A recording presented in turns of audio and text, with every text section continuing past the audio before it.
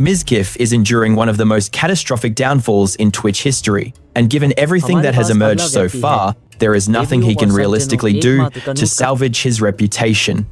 He says, "I am ashamed it got so bad, but Emmy was also violent. She threw clothes or plushies at me while I punched holes in walls and slammed doors in aggression. These allegations from his famous ex-girlfriend, Amirou, include everything from mental and physical abuse to him threatening to end his life as emotional manipulation. And that is not even close to the worst things she exposed." She said, "I'm finally opening up about the psychological and domestic stalking and the blackmail threats Mizkif has directed towards me, issues which are still ongoing.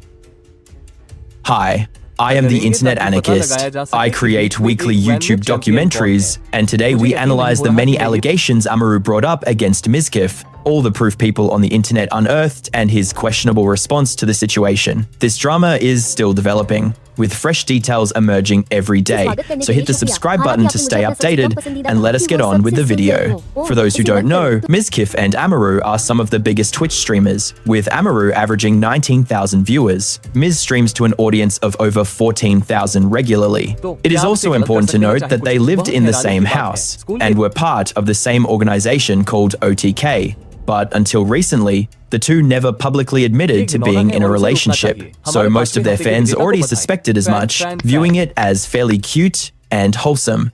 However, while their romance seemed like an open secret, no one could have expected the level of toxicity festering just below the surface. The bombshell dropped on October 25th, 2025, when Amirou went live with a stream titled, "Talking About Some Things." Fans initially assumed she was going to talk about the TwitchCon incident that happened just a few days earlier, where a deranged fan attacked her on stage in front of everyone.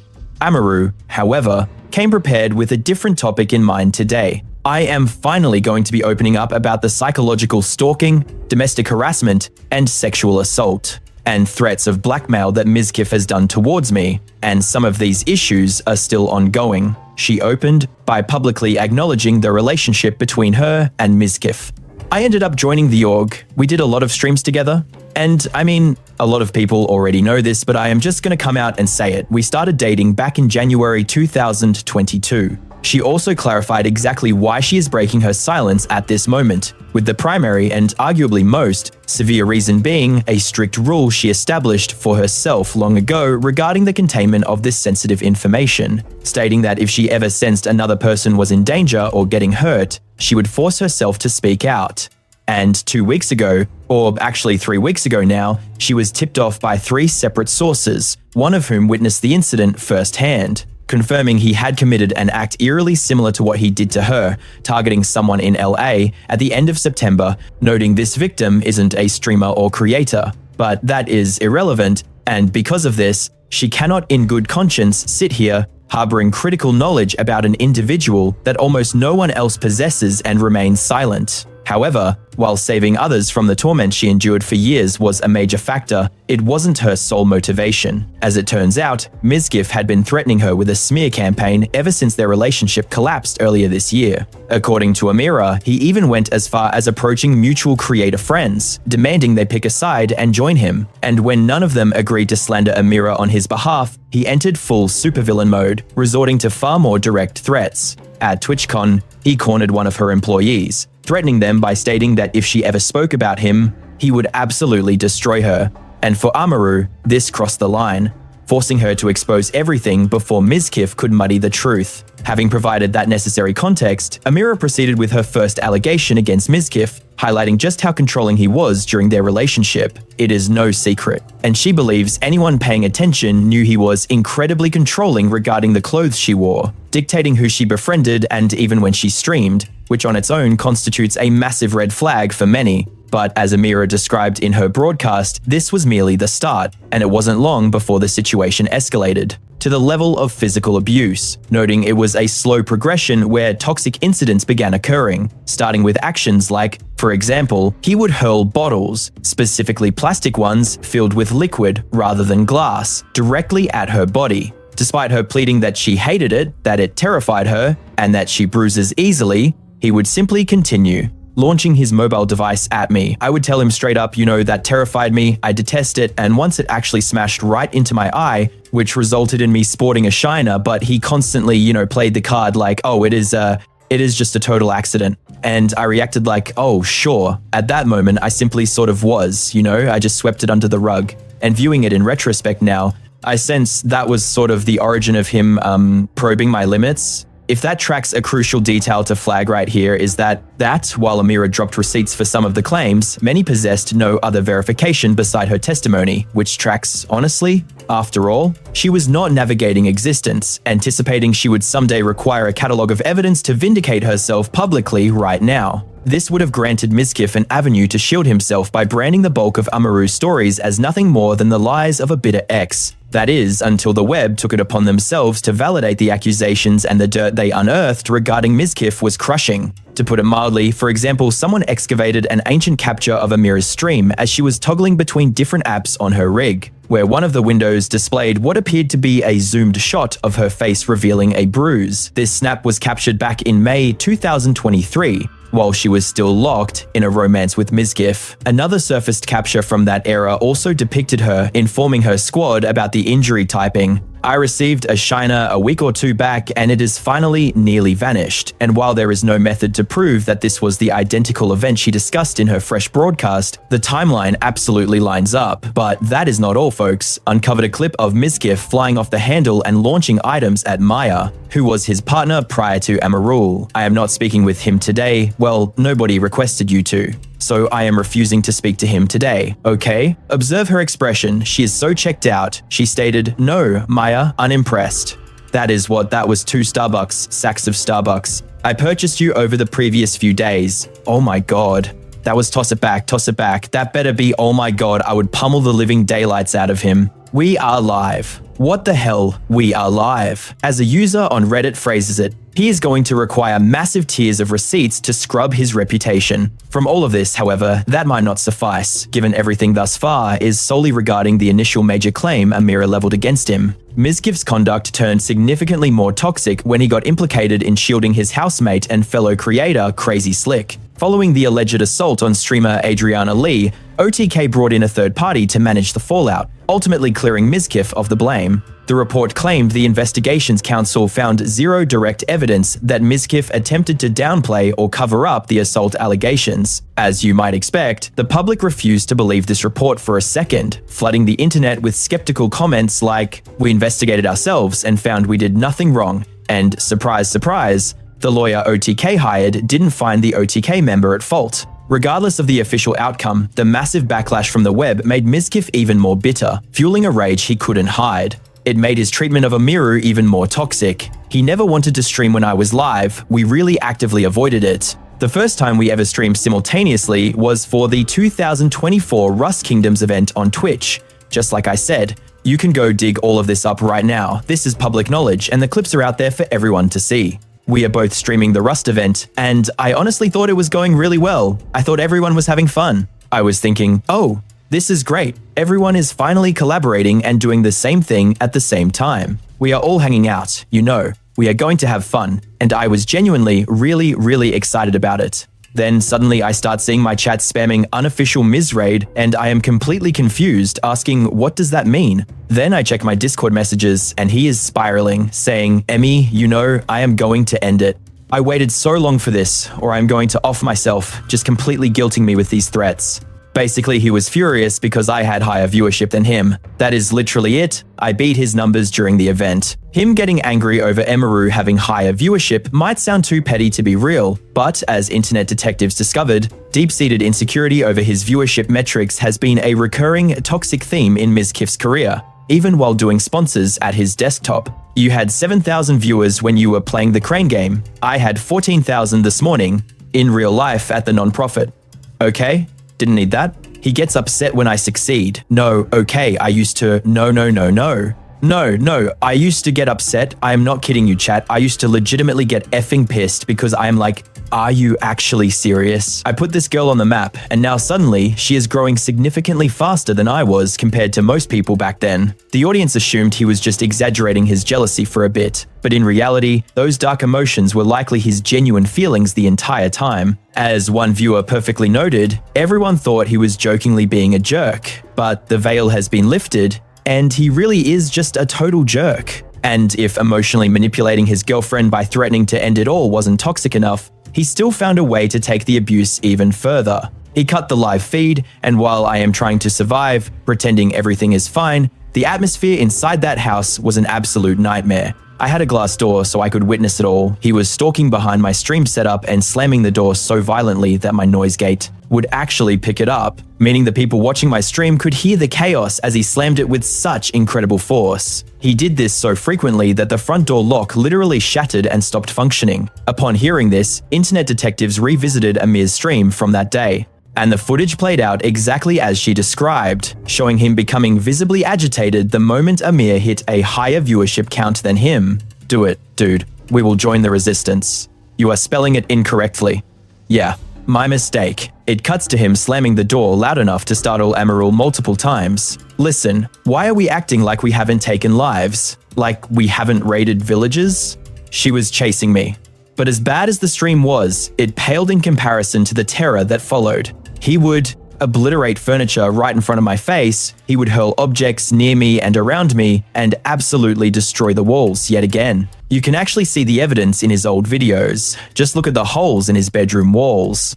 There were times when he was furious at me, and I would retreat to my streaming room and physically lock myself in to escape him while he banged on the door and screamed at me. Then, inside the home, other disturbing things would occur, like when I was simply attempting to get some sleep, he would scream at me, claiming it was entirely my fault that he felt insecure. I remember one specific time when I walked into a room he was occupying, and the moment he saw me, he threw his phone at the dresser and started yelling because I had posted a YouTube video. It was released within the same few days as his, but mine was performing better.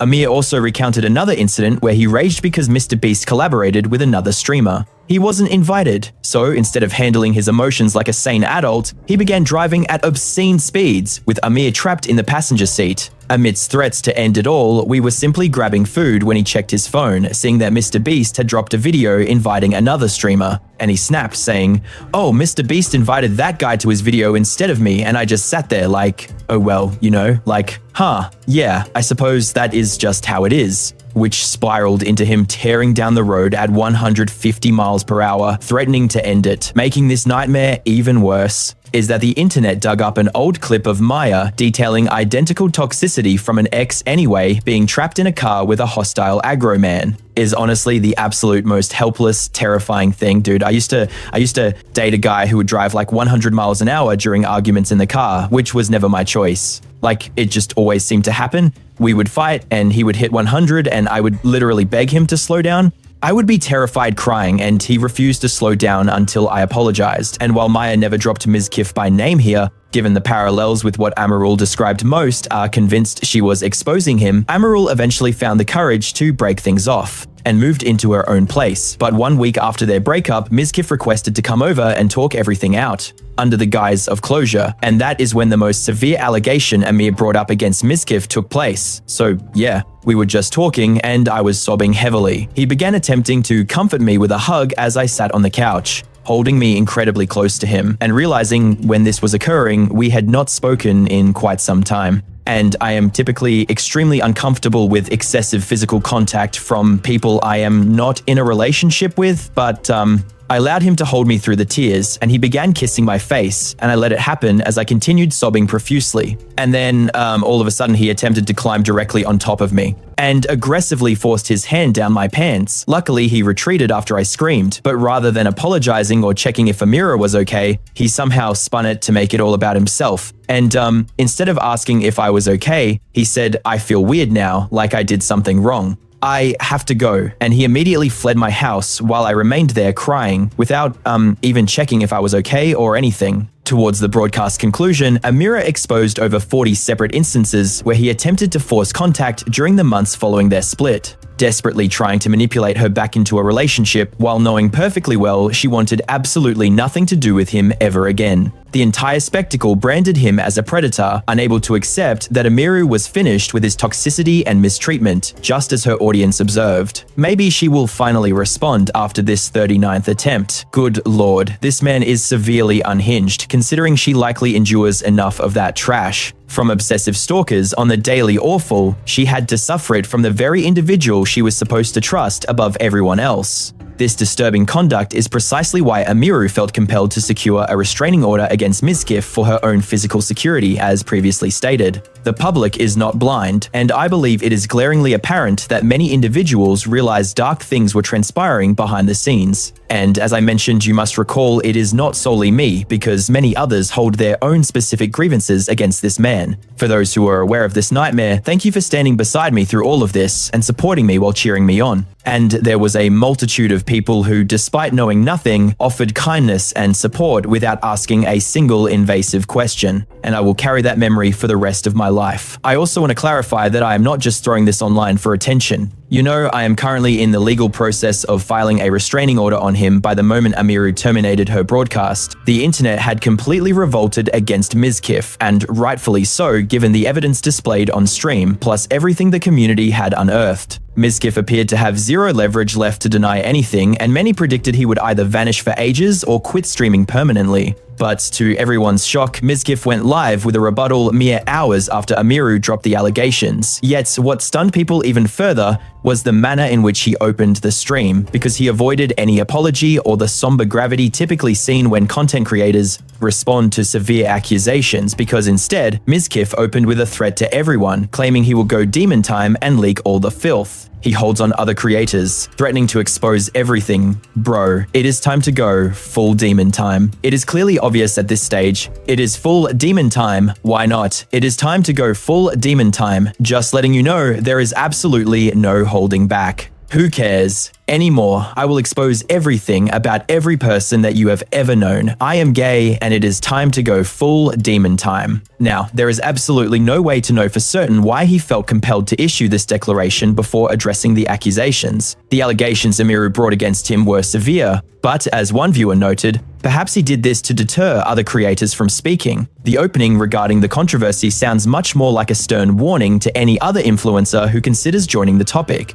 or making any statement. That said, his actual rebuttal to the charges was not much better, as he began by flatly denying it all. He rejected the claims of throwing objects at her, insisting he never intended to strike her with the water bottles or his phone. He claimed she glossed over that he threw bottles or his phone near her, but insisted it wasn't during fights. To be clear, it was just me tossing my phone on the bed while brushing my teeth. She said she got a bruise, so I stopped. That is all. He acted it out, saying, "Look at me brushing my teeth. I would just lob the phone onto the bed because I was going to sleep. So I would simply toss the device. That is the whole story. I did not throw it at her, and I want to make that crystal clear. I never hurled it at her, I never physically hit her, and she even admitted in her statement that she bruises quite easily." He repeated that she rushed past the detail of him throwing bottles or his phone near her, claiming it wasn't during their wars. He insists it was just tossing his phone on the bed while brushing teeth. She got bruises, he stopped, and with no direct proof, this scenario would have been a classic his word against hers,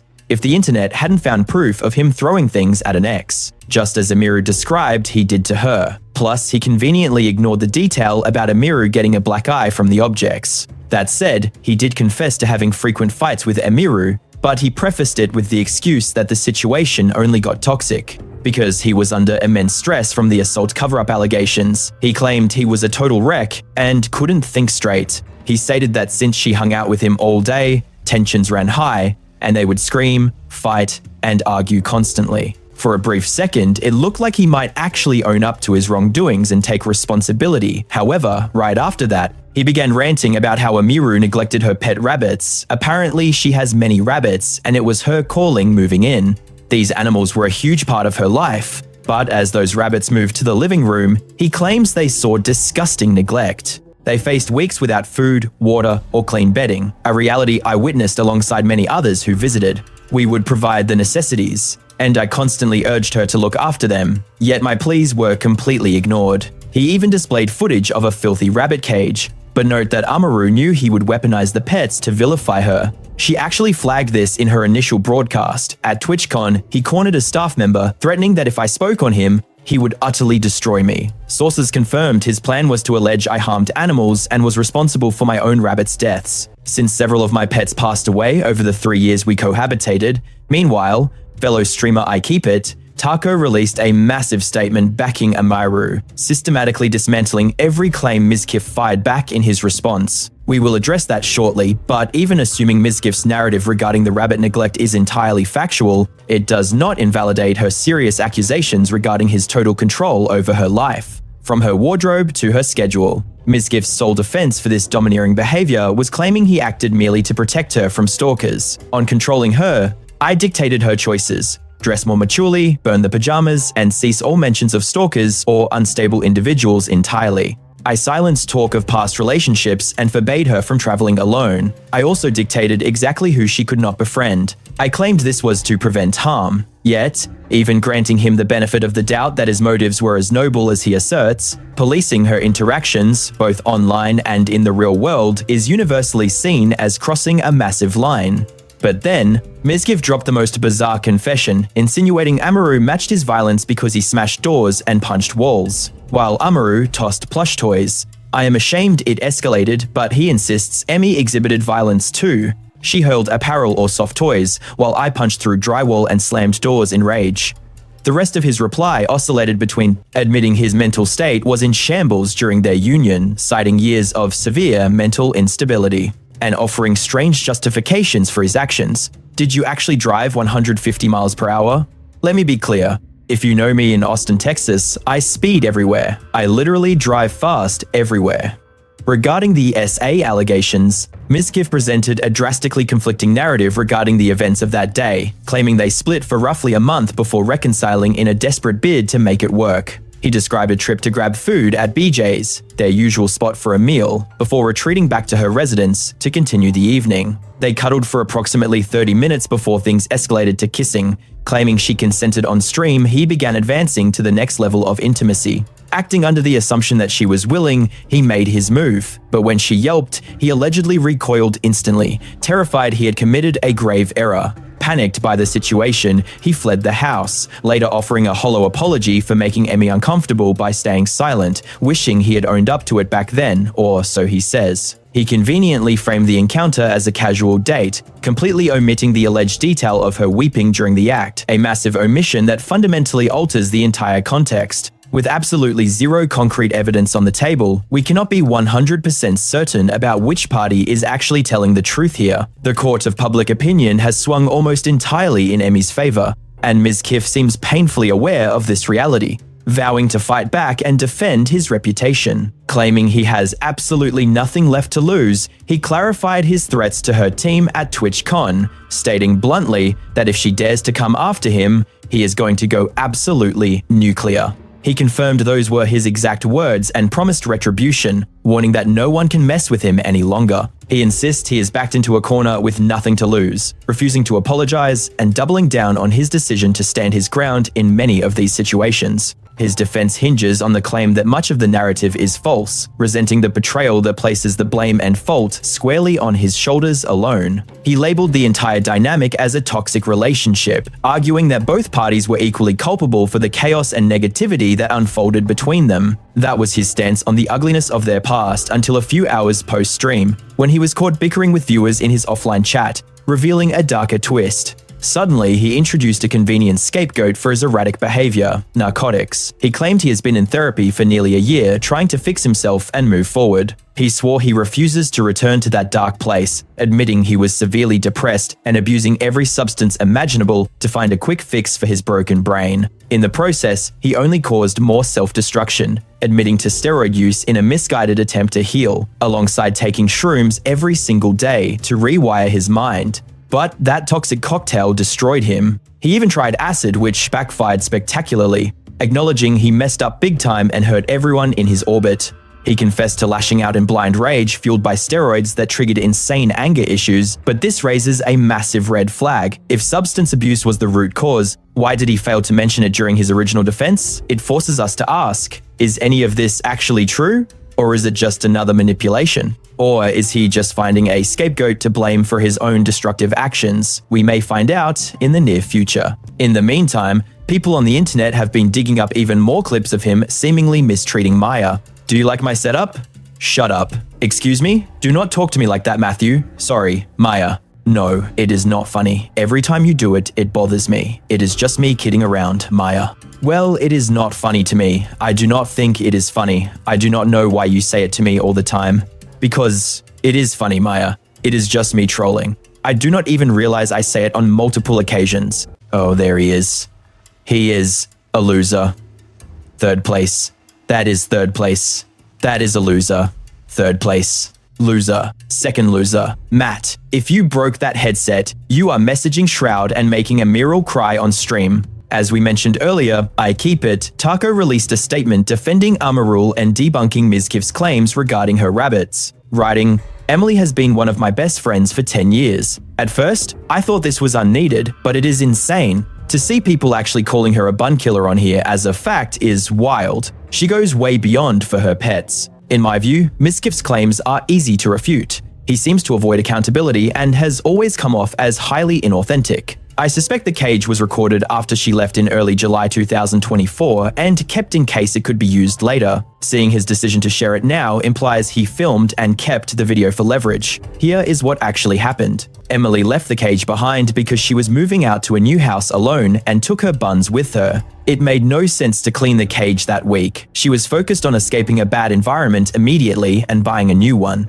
He then explained that the cage in Mizkif's photo looked extra dirty because Amirou had no reason to clean it while moving. I Keep It. Taco also emphasized just how much Amirou cared for each of them, noting when one of her rabbits passed away. Due to pre-existing health conditions, she immediately ended her stream and drove 3 hours to the nearest vet hospital. That was still open on a Sunday, stating that